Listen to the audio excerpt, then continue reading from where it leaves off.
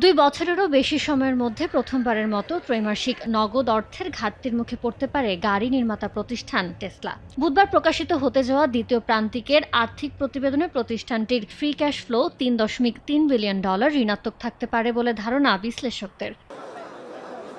মূলত কৃত্রিম বুদ্ধিমত্তা, ডেটা সেন্টার, রোবোট্যাক্সি ও হিউম্যানয়েড রোবট তৈরিতে ব্যাপক বিনিয়োগ করেছে টেসলা। এতে চলতি বছর তাদের মোট মূলধনী ব্যয় $25 বিলিয়ন ছাড়াতে পারে, যা প্রতিষ্ঠানের অটোমোটিভ ও এনার্জি ব্যবসা থেকে আসা নগদ প্রবাহের চেয়ে বেশি। বৈদ্যুতিক গাড়ি উৎপাদনের প্রচলিত ব্যবসা থেকে সরে স্বয়ংচালিত রোবোট্যাক্সি ও মানব সদস্য রোবটের মতো ফিজিক্যাল এআই কেন্দ্রিক ব্যবসায় জোর দিচ্ছেন ইলন মাস্ক। তবে এই পরিকল্পনা বাস্তবায়নের গতি প্রত্যাশার তুলনায় ধীর হওয়ায় বাড়ছে বিনিয়োগকারীদের উদ্বেগ। এদিকে বাজারের পূর্বাভাস ছাড়িয়ে চলতি বছরের এপ্রিল থেকে জুন প্রান্তিকে রেকর্ড সংখ্যক গাড়ি সরবরাহ করেছে টেসলা। অবশ্য জ্বালানি তেলের চড়া দামের কারণে বিশেষ করে ইউরোপে বৈদ্যুতিক গাড়ির চাহিদা বাড়ায় প্রবৃদ্ধি এসেছে। বিশ্লেষকদের ধারণা 2026 সালে টেসলার গাড়ি সরবরাহ প্রায় 17 লাখে পৌঁছাবে, যা আগের বছরের তুলনায় প্রায় 4% বেশি।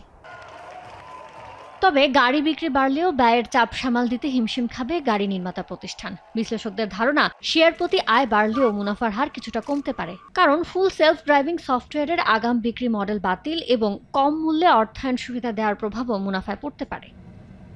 ইয়ানুর শিফাত, সময় সংবাদ।